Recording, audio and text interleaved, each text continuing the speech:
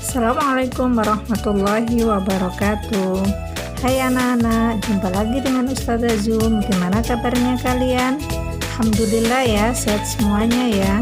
Semoga kita semuanya dalam keadaan sehat walafiat dan dalam lindungan Allah SWT. Baik anak-anak, sebelum pembelajaran ini kita mulai, kita berdoa dulu. Bismillahirrahmanirrahim. Anak-anak sekalian, di pertemuan sebelumnya kita sudah belajar tentang membandingkan hal yang sudah diketahui dengan informasi yang baru diketahui dari teks non-fiksi. Nah, sekarang kita akan masuk pada pertemuan selanjutnya, yaitu tentang tujuan pembelajaran. Yang pertama adalah menjelaskan arti kata sulit dalam teks non-fiksi. Kemudian yang kedua, menemukan informasi dalam teks non-fiksi. Yang ketiga, menggali informasi teks melalui ide pokok. Kemudian yang keempat, menyampaikan informasi dari teks non-fiksi. Oke anak-anak sekalian, sudah siap untuk belajar bahasa Indonesia hari ini? Silakan disiapkan buku catatannya ya, dan pensilnya ya. Kita akan memulai pembelajaran berikutnya. Baik anak-anak sekalian, mari kita lanjutkan pembelajaran tema 7 pertemuan 2 ini. Tujuan pembelajaran yang pertama, menjelaskan arti kata sulit dalam teks non-fiksi, menemukan informasi dalam teks non-fiksi, menggali informasi teks melalui ide pokok, dan yang terakhir menyampaikan informasi dari teks non-fiksi. Menjelaskan arti kata sulit dalam teks non-fiksi. Untuk mengerti arti kata sebuah teks, sebaiknya kamu mencari arti kata tersebut dalam Kamus Besar Bahasa Indonesia atau disingkat dengan KBBI. Lakukan hal-hal berikut. Siapkan Kamus Besar Bahasa Indonesia. Yang kedua, tentukan kata dasar dari kata yang akan dicari maknanya. Misalnya kata dasar keragaman adalah ragam. Carilah kolom pada huruf R dalam kamus tersebut. Kemudian yang terakhir, carilah kata keragaman pada bentuk-bentuk turunan dari kata ragam. Bagi anak-anak yang tidak memiliki kamus bahasa Indonesia, kita juga dapat mencari arti sebuah kata menggunakan KBBI online dengan alamat situs, yaitu http://KBBI4, portalbahasa.com/entry/keragaman. Yang kedua, menemukan informasi dalam teks. Dalam menemukan informasi penting dari sebuah teks, sebaiknya memperhatikan hal-hal sebagai berikut. Yang pertama, membaca judul teks. Yang kedua, membaca keseluruhan isi teks. Yang ketiga, mencari hal-hal penting yang belum pernah kalian ketahui. Ayo simak cuplikan teks berikut. Pulau Seribu Masjid adalah sebuah julukan yang diberikan oleh Dirjen Bimas Islam Kementerian Agama Effendi Zarkasi pada tahun 1970 di Pulau Lombok, Nusa Tenggara Barat. Hal ini tidaklah berlebihan karena berdasarkan data ada lebih dari 9.000 masjid besar dan kecil yang tersebar di pulau tersebut. Bagi masyarakat Sasak di Lombok, masjid merupakan representasi budaya.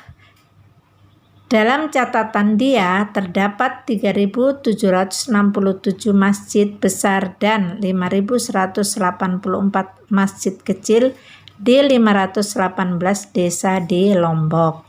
Itulah sebabnya Effendi Zarkasi kala itu menyebut Lombok sebagai Pulau Seribu Masjid. Julukan ini bermakna bahwa di Lombok sangat banyak masjid sehingga menjadi karakter khas yang membedakan dengan daerah lain. Masjid merupakan tanda bagi keberadaan kolektif masyarakat Sasak dari tingkat dusun, desa, dan kota sebagai umat Islam. Contoh pertanyaan dan jawaban berdasarkan teks tersebut yaitu, siapakah yang memberikan julukan Pulau Lombok sebagai Pulau Seribu Masjid? Jawaban dalam teks tersebut adalah Effendi Zarkasi. Sekarang menggali informasi teks melalui ide pokok. Suatu teks mengandung beberapa informasi penting yang ingin disampaikan penulis kepada pembaca. Kemudian, untuk mendapatkan informasi tersebut, kita perlu memahami isi teks dengan baik. Salah satu cara memahami isi teks adalah dengan menentukan ide atau gagasan pokok setiap paragraf pada teks tersebut. Ide pokok adalah gagasan yang menjadi pokok dalam pengembangan paragraf. Ayo simak teks berikut. Pada tahun 1959, Presiden Soekarno memberikan gelar Bapak Pendidikan Nasional kepada Ki Hajar Dewantara. Gelar ini diberikan karena jasa beliau dalam merintis pendidikan di Indonesia. Tanggal 2 Mei ditetapkan sebagai Hari Pendidikan Nasional. Penetapan itu bertepatan dengan hari lahir Ki Hajar Dewantara. Kalimat utama teks di atas adalah pada tahun 1959 Presiden Soekarno memberikan gelar Bapak Pendidikan Nasional kepada Ki Hajar Dewantara. Gagasan pokok teks di atas adalah pemberian gelar Bapak Pendidikan Nasional. Menyampaikan informasi dari teks non-fiksi. Untuk menggali informasi dari suatu teks, ada beberapa hal yang perlu dilakukan, antara lain sebagai berikut. Bacalah teks dengan saksama. Kemudian yang kedua, tentukan topik dari teks non-fiksi tersebut. Yang ketiga, catatlah setiap informasi penting yang disampaikan. Dan yang keempat, rangkailah ide atau gagasan pokok yang sudah kamu temukan ke dalam satu paragraf. Baik anak-anak sekalian, dalam menyampaikan informasi, sebuah informasi perlu adanya sebuah data atau teks. Jadi kesimpulannya bahwa kita jangan mudah memberikan informasi kepada orang lain tanpa ada data yang valid ya, atau data yang